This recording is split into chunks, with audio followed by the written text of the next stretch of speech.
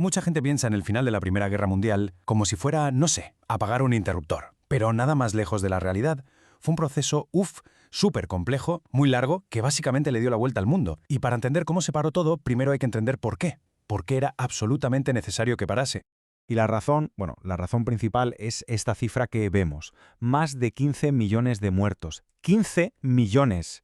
Es que es un número que hoy nos cuesta asimilar, pero imaginemos en aquel momento. Era algo sencillamente inconcebible. Es que para 1918 Europa estaba literalmente al borde del abismo. Pensemos que llevaban 4 años de guerra total. El continente estaba reventado. Las economías por los suelos, la gente en las últimas. Y esos grandes imperios que parecían eternos, pues empezaban a hacer aguas por todas partes. Venga, vamos a meternos en materia. A ver, durante años, la guerra había sido un empate técnico, ¿no? Un estancamiento brutal en las trincheras donde moría gente a espuertas sin que nada cambiara. Pero en 1918 algo hizo clic. La balanza por fin empezó a inclinarse. Y el contraste era tremendo. Por un lado teníamos a los aliados, que recibieron una inyección de energía brutal con la llegada de tropas frescas de Estados Unidos.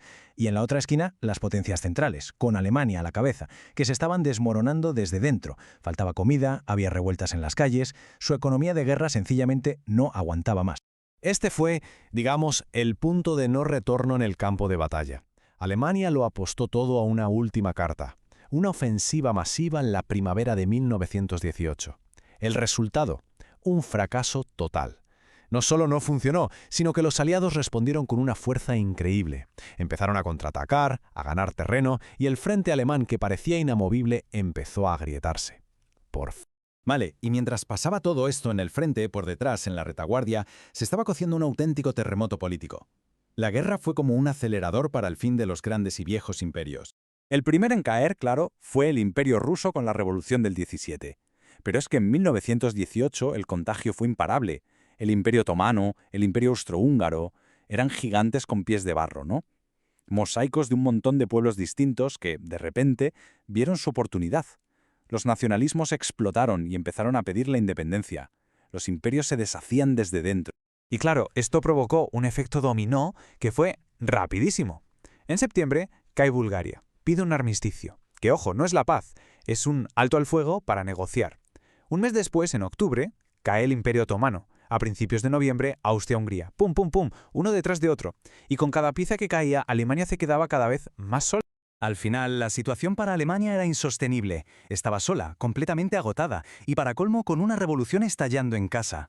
No había otra salida. Tenían que pedir el armisticio. Y con esto llegamos a ese momento, el momento que todo el mundo recuerda. El acuerdo se firmó de madrugada, en un sitio que pasaría a la historia, un vagón de tren en medio del bosque de Compiègne. Pero no se aplicó al instante. No. Se eligió una fecha y una hora cargadas de simbolismo. La hora 11. Del día 11, del mes 11, a las 11 de la mañana del 11 de noviembre de 1918, se dio la orden. Silencio. En todo el frente occidental, los cañones, las ametralladoras, todo se detuvo. La Gran Guerra había terminado. Hay que intentar imaginar lo que fue eso, para unos tíos que llevaban años viviendo con el ruido constante de la muerte, de explosiones, de gritos, de disparos. Ese silencio repentino tuvo que ser abrumador, casi ensordecedor. Muchos soldados lo contaron después, que fue el momento más raro, más profundo de toda la guerra. El sonido de la paz no era una canción, no, era la ausencia de ruido, era el silencio. Pero bueno, que las armas se callaran era solo el primer paso. Se podría decir que era la parte fácil. Ahora venía lo difícil de verdad, sentarse a una mesa y decidir qué hacer con Europa, cómo construir una paz que durase. Así que, en 1919, los líderes de los países ganadores se juntan en París. Y la tarea que tenían por delante era monumental. No se trataba solo de firmar un papelito que dijera «se acabó la guerra». ¿Qué va? Querían redibujar el mapa de Europa entero. Casi nada. De ahí salió el famoso Tratado de Versalles. Y las condiciones para Alemania fueron durísimas. A ver, por un lado le quitaron un montón de territorio, lo que fue un palo para su economía. Por otro, le dejaron un ejército de risa, casi simbólico, creando una sensación de «estamos indefensos». Y luego, la guinda del pastel, la humillación total. La obligaron a afirmar que toda la culpa de la guerra era suya. ¡Toda! Y claro, cada una de estas cosas fue como echar sal en una herida que no iba a parar de supurar. El resultado es que el mapa de Europa cambió de la noche a la mañana. Fue un cambio sísmico, de verdad. Antes de la guerra tenías unos pocos imperios gigantescos. Después, ¡boom!, un montón de países nuevos. Polonia, Checoslovaquia, Yugoslavia. Un mosaico de naciones que nacían, sí, pero que también nacían con sus propias tensiones y problemas. Y aquí está la clave de todo. Porque el final de esta guerra, paradójicamente, llevaba dentro el germen de la siguiente. La paz que se firmó, bueno, de paz tenía poco. Era una paz frágil, construida sobre cimientos muy inestables. A ver, la intención era buena.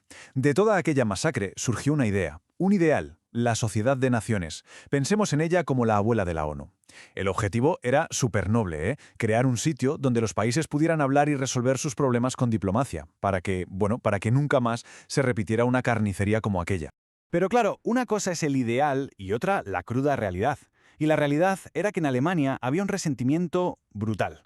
El Tratado de Versalles fue visto como una traición, una humillación, y ese sentimiento se convirtió en gasolina pura para los discursos más radicales. Si a eso le sumamos otros problemas económicos y fronterizos, que el tratado no solo no arregló, sino que a veces empeoró, pues teníamos la tormenta perfecta. El terreno estaba abonado para que crecieran las peores ideologías. Y todo esto nos lleva a la gran pregunta, a la pregunta del millón.